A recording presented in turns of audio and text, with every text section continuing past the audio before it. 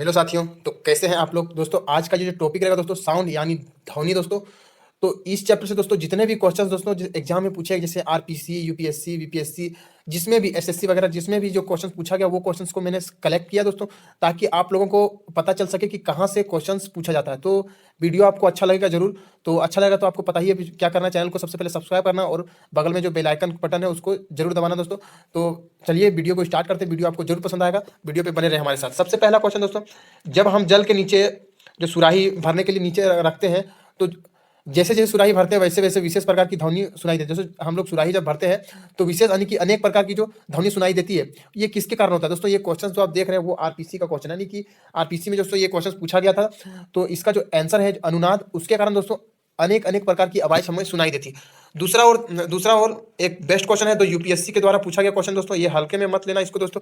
निम्नलिखित में से किस प्रकार की तरंगे तरंग जो है प्रयोग रात्रि दृष्टि के उपकरण में किया जाता है, यानी कि रात में देखने के लिए दोस्तों उपकरण को किया जाता है। तो ये जो है दोस्तों, ये भी तीसरा क्वेश्चन, अवरक्त तरंग जो है दोस्तों इसको रात में देखने के रूप में उपयोग किया जाता है। तो ये क्वेश्चन यूपीएससी का क्वेश्चन था दोस्तों। नेक्स्ट और तीसरा क्वेश्चन है, रेडियो का जो समस्वरण है यानी कि स्टेशन है, वो उसका उदाहरण एक है, यानी कि रेडियो समस्वरण का जो स्टेशन उदाहरण है वो कौन है दोस्तों, तो उसके बारे में हम लोग को बताना है। तो उसका जो आंसर हो जाएगा दोस्तों, आंसर बी होगा दोस्तों, बी यानी अनुनाद, बी यानी अनुनाद।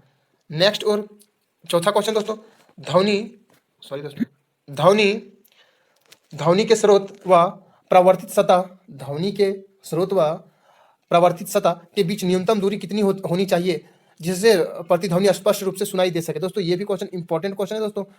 तो ध्वनि और स्रोत जो सतह होती है उसके बीच दोस्तों 17 मीटर की दूरी होनी चाहिए दोस्तों, ताकि हमें अच्छी तरह से सुनाई दे सके।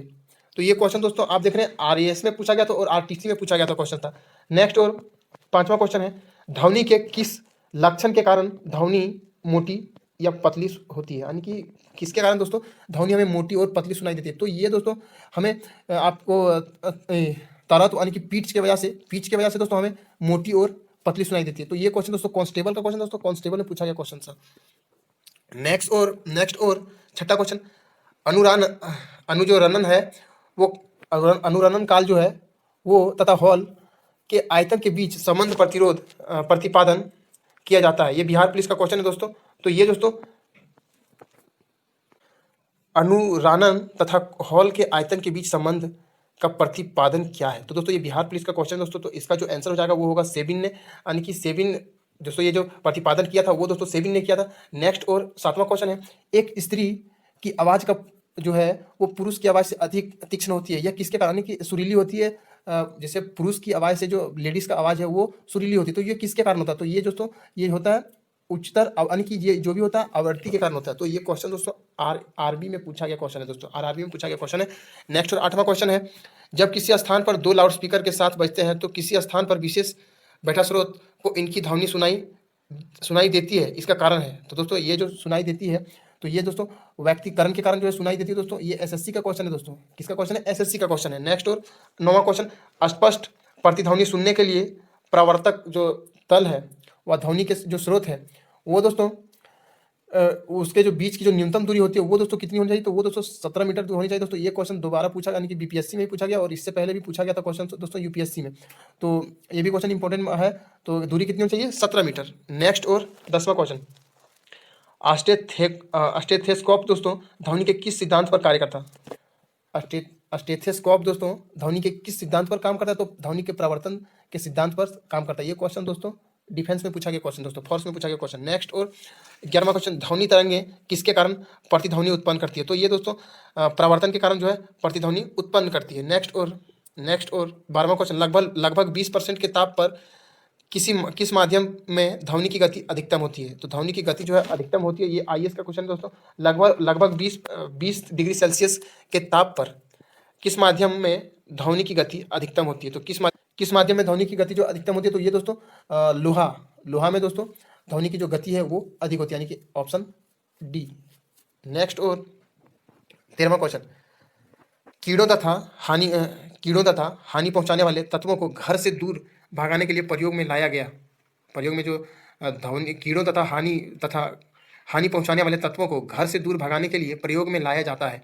तो किसको प्रयोग में लाया जाता है दोस्तों, अल्ट्रासोनिक तरंगे, रेडियो तरंगे, इंफ्रारेड तरंगे और सबसोनिक तरंगे। तो ये दोस्तों अल्ट्रासोनिक तरंगे जो है इसको उपयोग में लाया जाता है। तो ये भी क्वेश्चन दोस्तों आपका डिफेंस का क्वेश्चन है, फोर्स का क्वेश्चन है। नेक्स्ट और 14वां क्वेश्चन है दोस्तों, हम रेडियो की घुंडी घुमाकर विभिन्न स्टेशनों के कार्यक्रम को सुनते हैं, यह संभव है? तो यह दोस्तों यूपीएससी का क्वेश्चन है। तो ये किसके कारण संभव है? जो घुंडी घुमाकर हम विभिन्न स्टेशनों की जो कार्यक्रम को सुनते हैं वो किसके कारण संभव है? तो ये दोस्तों अनुनाद के कारण जो है संभव है। नेक्स्ट और 15वां क्वेश्चन, वस्तु के वेग तथा उसी माध्यम में एवं उन्हीं परिस्थितियों में ध्वनि के वेग को ध्वनि के अनुपात को कहते हैं। तो क्या कहते हैं? ये यूपीएससी का क्वेश्चन है। क्या है? वस्तु के वेग तथा उसी माध्यम में एवं उन्हीं परिस्थितियों में ध्वनि के वेग के अनुपात को हम क्या कहते हैं? तो अनुपात को हम क्या कहते हैं दोस्तों? मैक की संख्या कहते हैं। क्या कहते हैं? मैक की संख्या, यानी कि ऑप्शन डी। नेक्स्ट और 16वां क्वेश्चन है जो आईटीआई में पूछा गया क्वेश्चन है, ध्वनि के वेग का मान सबसे कम होता है। ध्वनि के वेग का जो मान है वो सबसे कम कहाँ होता है? तो सबसे कम दोस्तों गैस में होता है। ये तो आपको पता ही होगा, या तो ना भी पता हो, ये आईटीआई का क्वेश्चन है दोस्तों। नेक्स्ट और 17वां क्वेश्चन, ध्वनि का वेग अधिकतम कहाँ होता है? तो ध्वनि का वेग दोस्तों जल में ज़्यादा होता है, या वायु में ज़्यादा होता है, या पारा में, या लोहा में? तो दोस्तों सबसे पहले मैं बता दूं तो सबसे ज़्यादा जो है ये जो ठोस में होता है, तो यहाँ पे सबसे ज़्यादा मजबूत आपका जो है, यानी कि सबसे ज़्यादा बोल सकते हैं, तो उसके हिसाब से आपका लोहा होगा, यानी कि ऑप्शन डी। नेक्स्ट और 18वां क्वेश्चन है, जब ध्वनि, ये क्वेश्चन कहाँ का क्वेश्चन दोस्तों? आरआरबी का क्वेश्चन है। 18वां क्वेश्चन, जब ध्वनि तरंगे चलती है तो अपने साथ ले जाती है, जब ध्वनि तरंगे चलती है तो अपने साथ क्या ले जाती है? ऊर्जा। आपको पता होगा एक जगह से दूसरी जगह जाने की स्थिति में क्या ले जाती है? ऊर्जा। तो ये भी क्वेश्चन आरआरबी का क्वेश्चन है।